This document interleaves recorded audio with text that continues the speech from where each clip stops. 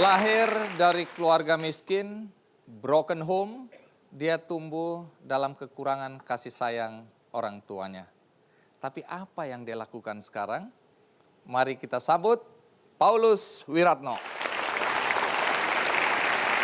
Ya, Bung Paulus, terima kasih sudah hadir di acara KKND. Silakan duduk.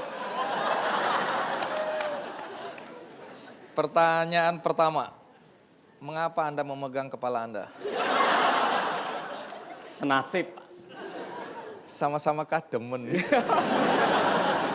Baik, Bung Paulus, walaupun Anda tertawa, tapi saya mendengar bahwa masa lalu Anda termasuk kelam. Sangat Tumbuh kelam. sebagai anak-anak yang kekurangan kasih sayang. Seberapa parahnya penderitaan Anda tumbuh sebagai anak tanpa kasih sayang orang tua? Jadi keluarga kami ini memang dulu miskinnya bukan main. Bapak miskin, ibu miskin. Orang miskin ketemu orang miskin, Anaknya? anaknya miskin juga. Udah miskin, berantakan lagi Pak. Jadi waktu saya umur 6 tahun tuh bapak ibu saya cerai, bapak saya minggat ke Sumatera, ibu saya nikah lagi. Anda di mana? Keleleran, orang Jawa bilang. Hidup dari rumah ke rumah, kadang-kadang ikut bapak, kadang-kadang itu bapak tiri, kadang-kadang ikut nenek, kadang-kadang bude, kadang-kadang tetangga-tetangga. Sampai ikut tetangga juga? Oh ya, pokoknya siapa yang ngasih makan saya ikut situ. Ya. Sekarang apa saja aktivitas Anda? Sekarang ini, Iya. sekarang ini banyak kasih ceramah, baik di dalam negeri maupun di luar negeri. Juga ada staf yang kami pimpin, ada panti asuhan. Ada Berapa panti asuhan? Ada 12 panti asuhan sekarang.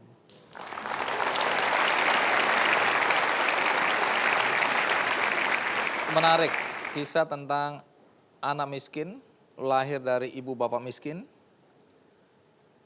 cerai, hidup keleleran, tapi sekarang Anda aktif di kegiatan sosial, punya 12 panti asuhan dengan segala macam kegiatan yang Anda lakukan sekarang. Untuk itu, bagaimana kalau kita saksikan atau kita simak dulu bagaimana kegiatan Paulus Wiratno berikut ini.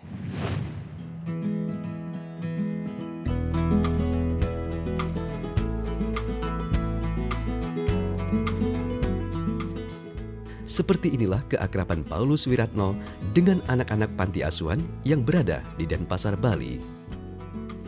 Panti asuhan ini adalah satu dari 12 panti asuhan yang tersebar di beberapa wilayah di Indonesia.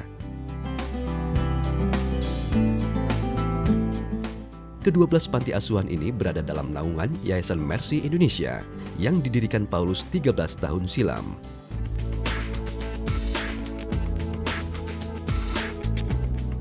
Aktivitas Paulus di bidang kemanusiaan tidak lepas dari pengalamannya berada di daerah konflik.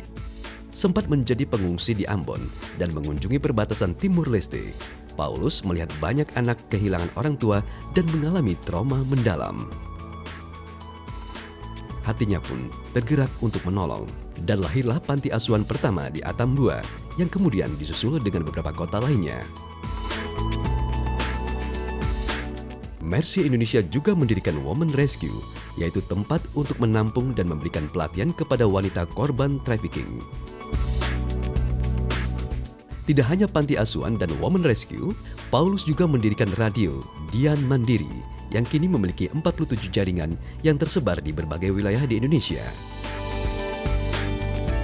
Selain itu, Paulus juga aktif sebagai pembicara pada kegiatan keagamaan dan seminar, serta menulis sejumlah buku.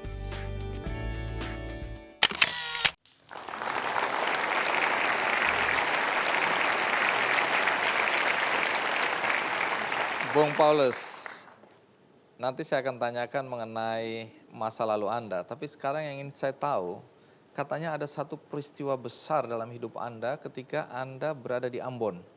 Pada saat itu terjadi konflik. Bisa cerita apa yang terjadi dan apa pengalaman hidup Anda di sana? Iya, jadi kami ditugaskan oleh organisasi kami untuk memimpin sebuah sekolah teologi di Ambon. Jadi saya dengan istri, 2 anak pindah ke sana dan kami pikir ini sudah menjadi tempat terakhir untuk kami tidak pindah-pindah lagi. Karena sejak menikah kami sudah pindah 23 kali. Gitu, Pak. Tidak pernah terpikir akan terjadi sebuah konflik di mana malam itu akhirnya perusuh-perusuh itu datang dan membakar sekolah teologi itu dan kami harus mengungsi.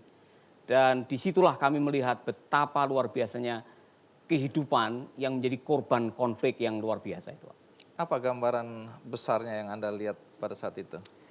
Jadi kami tinggal di sebuah pengungsian dengan 15.000 orang yang ada yang datang kakinya udah tidak ada, datang udah matanya sudah tidak ada, dan begitu tragis, begitu memprihatinkan. Dan saya sendiri sempat dimintai untuk mendoakan seorang anak yang sakit di pengungsian ini dan belum sempat bilang amin, anak itu meninggal di pangkuan saya. Itu membekas sekali buat saya.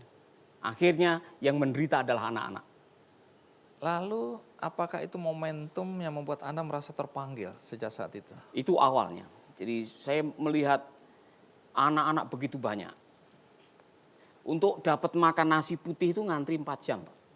Tidak ada piring lagi. Dan saya melihat anak-anak yang tidak sekolah, tidur di lantai kotor, dan sangat memprihatinkan. Itu awal saya muncul sebuah kerinduan. Seandainya saya punya kekuatan, seandainya saya punya harta, saya mau menolong anak-anak ini. Awalnya dari situ.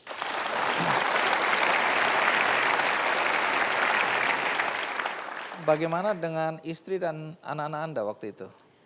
Saya bersyukur kepada Tuhan, waktu itu istri saya tabah sekali, Pak. Karena waktu sementara kami tinggal di pengungsian itu kan tidak punya apa-apa. Betul-betul kami tidur di lantai dengan kadang-kadang tikus, kecoa, keluyuran. Dan Itu semua teman-teman Anda? iya, waktu itu. Oh, waktu itu. Ya. Istri saya tabah sekali dengan 2 anak saya. Nah, anak saya ini karena trauma, setiap kali mendengar bom meledak atau lihat asap membumbung tinggi langsung tidak bisa ambil nafas. Dia seperti sesek nafas itu, trauma. Dan selalu nangis, pengen keluar dari Ambon, pengen keluar dari Ambon. Dan saya sebagai orang tua ngenes juga lihat situasi seperti itu. Katanya anak Anda sempat hilang, anak bungsu itu. Apa yang terjadi? Jam 12 malam kami dapat informasi mengatakan, Bapak kalau bisa lari karena perusuh sudah mendekati tempat Bapak. Dan betul, kami akhirnya lari dan dengan 132 siswa, istri saya ini menggendong anak saya yang kedua namanya Airin, umur 4 tahun waktu itu. Kemudian saya menggendong Debbie, anak pertama umur 10 tahun. Kami lari karena panik istri saya tidak bisa lari karena itu mendaki bukit. Akhirnya kami minta tolong siapa siswa yang bisa menggendong anak saya. Dalam keadaan gelap, kami tidak tahu siapa yang menggendong. Jadi waktu sampai di tengah-tengah hutan saya mau mengecek nama-nama supaya saya tahu masih hidup atau tidak. Karena hidup dan mati itu, Pak. Waktu sampai kepada nama anak saya tidak ada yang tahu. Saya tanya, di mana Airin? Saya tahu, Pak. Ya. Di mana Airin? Saya tahu lah. Ya. Akhirnya saya bilang, waduh, saya sebagai seorang ayah nih, saya nangis, Pak. Saya belum pernah merasakan begitu desperate sebagai seorang ayah. Dan saya berdoa, saya panggil namanya Airin 4 jam tidak ketemu. Sampai akhirnya saya betul-betul nangis, saya berdoa, saya tutup mata, saya jatuh di sungai. Dan di sungai lah itu saya mendengar anak saya Airin sedang menangis. Saya menemukan dia, saya peluk Airin, ini Papa, dia sudah berdarah-darah. Pengalaman itu tidak pernah saya lupakan. Pak Pendeta, kalau Tuhan itu Maha Kasih dan Maha Penyayang, kenapa hidup saya seperti ini? Anda jawabnya apa itu?